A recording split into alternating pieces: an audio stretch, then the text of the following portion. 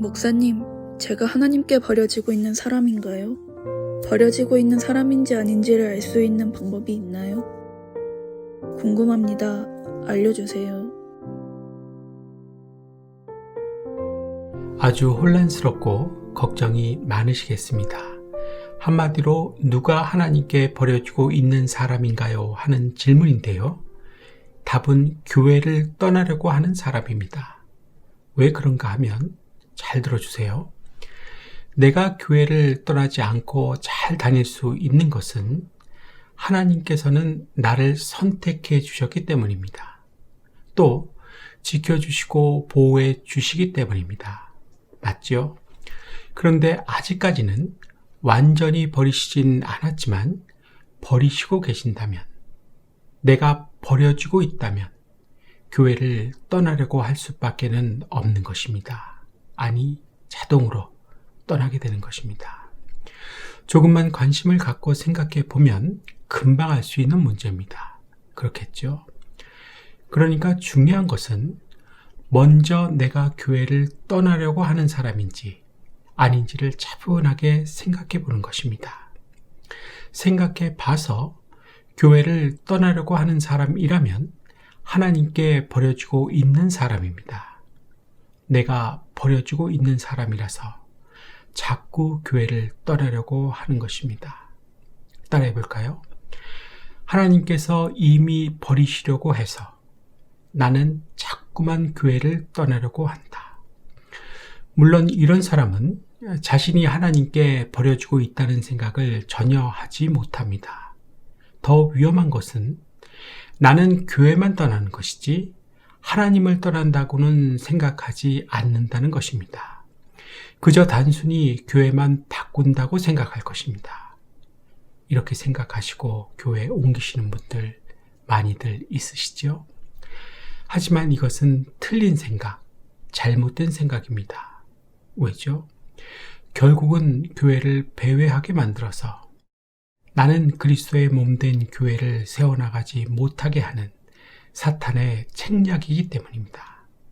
그로 인해 무엇인가 분명한 이유가 있어서 하나님께 버려지고 있는데도 내가 회개할 기회를 얻을 수 없게 만드는, 그래서 하나님께 완전히 버려진 완료 상태가 되게 만드는 사탄의 가장 훌륭한 책략이기 때문입니다. 교회는 가되 헌금 안 내도 되는 교회를 가라. 교회는 가되 마음에 드는 소리를 하는 교회를 가라. 교회는 가되 그 교회만은 가지 말고 딴 교회를 가라. 교회는 많다. 내년에는 더 좋은 교회를 찾아봐라. 그리고 후년에도 더 좋은 교회를 찾아봐라. 마음대로 할 수 있는 마음 편한 교회를 다녀야 한다. 안 되는 것은 교회 탓이다. 교회가 문제가 있어서, 목사가 문제가 있어서 안 되는 것이다. 이게 사탄입니다. 천천히 한번 생각해 보세요.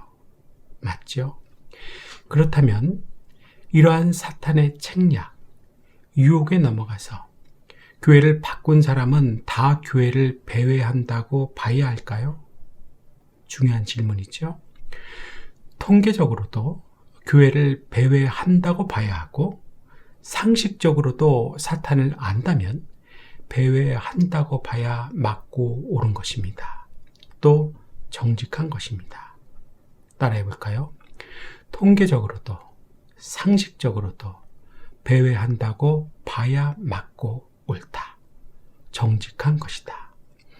물론 예외는 존재할 것입니다. 하지만 하나님께서는 우리가 통계적으로도 상식적으로도 맞고 옳은, 정직하고 안전한 생각을 하길 원하실 것입니다. 이 축복, 이러한 바른 생각의 축복을 다 받으실 수 있기를 주님의 이름으로 축복합니다. 이제 한 발짝 더 나아가서 자연스럽게 떠오르는 궁금증 하나를 짚고 넘어갑니다. 하나님께 버려지고 있어서 교회를 떠나려고 하는 사람은 미리 어떠한 조짐, 모습을 보이게 될까요? 궁금하지 않으십니까? 존 버년은 그의 책 철로 역정을 통해 교회를 떠나려고 하는 사람들의 모습을 8가지로 가르쳐주고 있습니다. 하나씩 살펴볼까요? 첫째, 하나님과 죽음. 다가올 심판에 대한 생각을 머릿속에서 지워버린다. 교회를 떠나 옛 삶으로 돌아가는 사람들은 우선 자기가 가지고 있던 그동안 하나님께 받은 은혜와 교회를 다니면서 얻게 된 소중한 것들, 그리고 죄와 벌, 죽음, 미래의 심판에 대한 생각을 하려고 하지 않습니다. 둘째, 개인적인 신앙생활을 차츰 멀리한다. 지금까지 잘해왔던 것들, 예를 들면 기도나 경성함, 경성함이라는 것은 정신을 차려서 깨닫는 것을 말합니다. 정욕의 절제, 죄에 대한 탄식 등을 소홀히 하게 됩니다. 우리 큰 기쁜 교회식으로 하면 성경 읽기, 큐티, 감사 읽기, 신앙서적 읽기 등을 서서히 하지 않거나 대충 빨리 한다는 것입니다. 셋째, 신실한 믿음의 형제들을 피하기 시작한다. 여러 이유를 끌어들여서 하나님께서 기뻐하시는 아름다운 교제를 소리 없이 끊어버리기 시작합니다. 그간의 정이나 추억은 아무런 도움이 되지 못합니다. 그리고 그 친해왔던 믿음의 형제 자매들은 피하게 되고 새로운 교회 밖의 친구들을 향하게 됩니다. 이상하게 더 만나고 싶어 합니다. 놀랍죠? 넷째, 공적 신앙생활을 소홀히 하게 된다.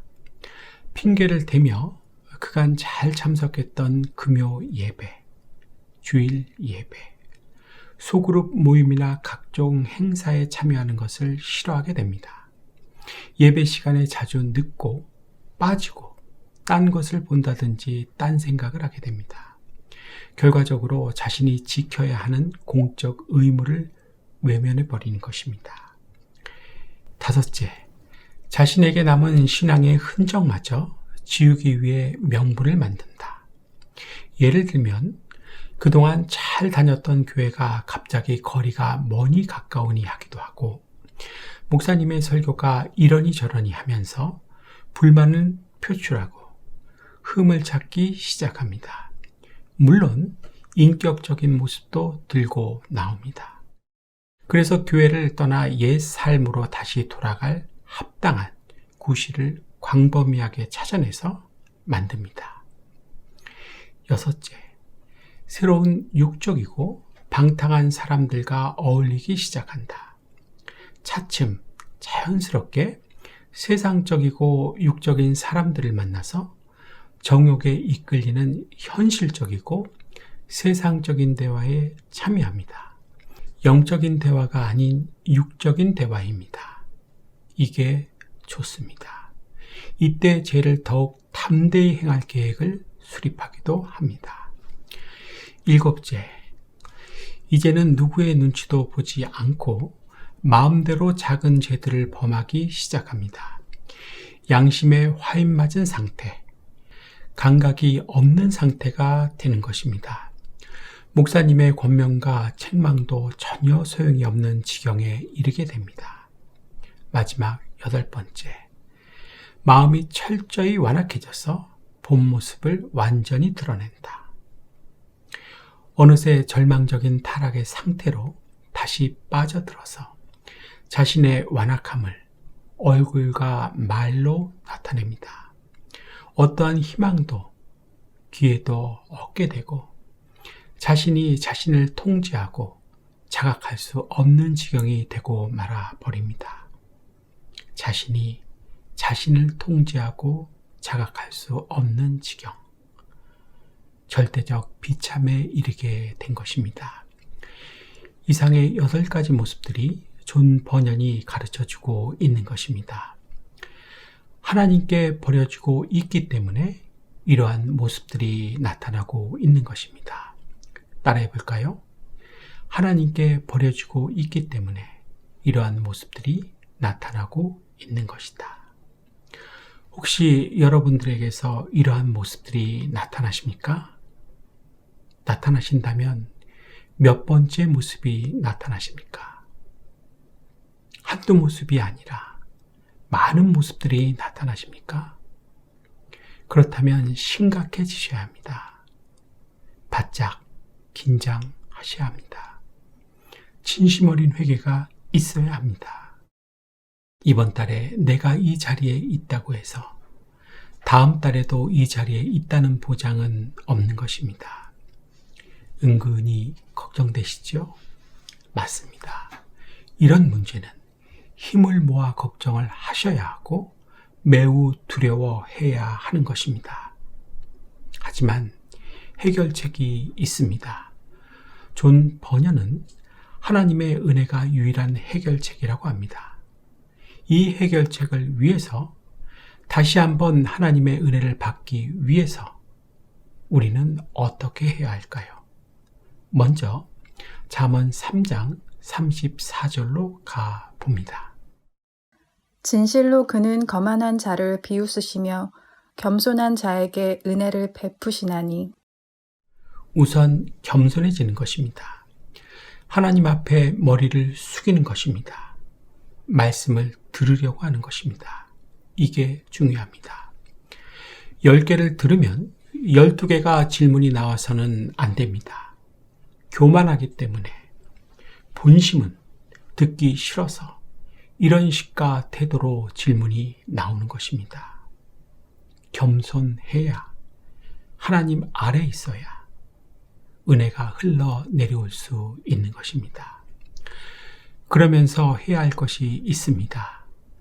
그게 출애굽기 20장 6절입니다. 나를 사랑하고 내 계명을 지키는 자에게는 천대까지 은혜를 베푸느니라. 뭘 해야 합니까? 하나님을 사랑하고 그 계명을 지키는 것입니다. 왜죠? 그렇게 하는 자에게 천대까지 은혜를 베풀어 주신다고 친히 약속하셨기 때문입니다. 여러분, 우선 먼저 겸손하십시오. 그 다음에는 하나님을 사랑하십시오. 그리고 하나님의 계명을 지키십시오. 그래야 유일한 해결책인 하나님의 은혜를 받습니다. 따라해 볼까요? 지금까지 겸손하지 못해서 하나님의 은혜를 받지 못했다. 앞으로는 내가 아닌 하나님을 사랑해야 하고 계명을 지켜야 한다. 이렇게 살아야 교회를 떠나려고 하는 사람에게서 나타나는 8가지 모습들을 해결할 수 있습니다. 하나님께 버려지고 있어서 교회를 떠나려고 하는 사람이 2번 다시는 되지 않는 것입니다. 하나님께 버림받지 않는 것입니다. 명심하고 또 명심하십시오. 사도 바울과 같은 사람도 하나님께 버려지지 않기 위해서 자신의 머리와 몸을 치는 복종을 했습니다. 항상 두렵고 떨리는 마음으로 살았습니다.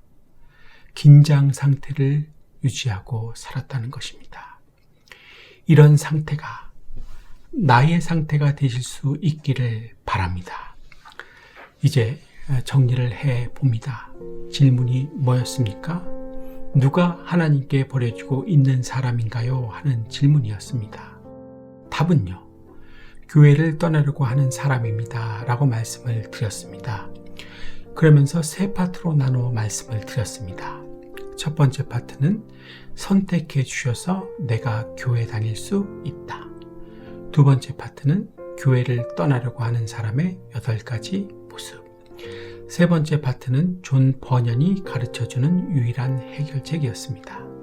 다 잘 생각나시죠? 만일에 내가 하나님께 버려지고 있다면 아직은 완료된 것은 아니기 때문에 아직까지는 희망이 있는 것입니다. 적어도 오늘 하루만이라도 왜 나는 하나님께 버려지고 있는 것일까? 왜 하나님께서는 하필 나를 버리시려고 하는 것일까? 잠잠히 하나님을 바라보시며 듣는 시간을 가지셨으면 참 좋겠습니다. 오늘은 여기까지 하겠습니다. 여러분 잘 들어주셔서 감사합니다.